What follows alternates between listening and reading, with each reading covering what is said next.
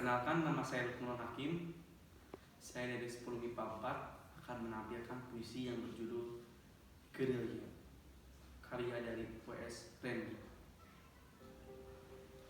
Tubuh biru, tatapan mata biru, lelaki berguling di jalan.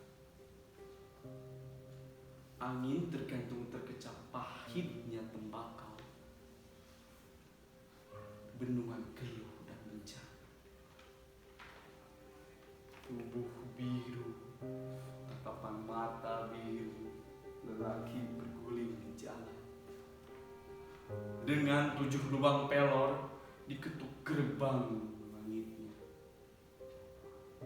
dan menyala mentari melepas kesumatnya. Gadis berjalan di subuh merah dengan sayur mayur di punggung, melihat yang pertama.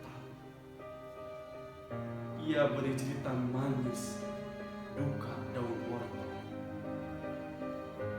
Tubuh biru, tatapan mata biru, lelaki berguling di jalan.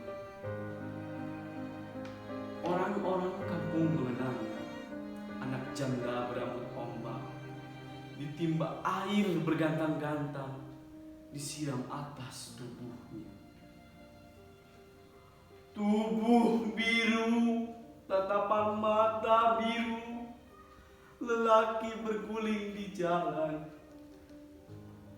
Lewat gaduh Belanda dengan berani, berlindung warna malam, sendiri masuk kota, ingin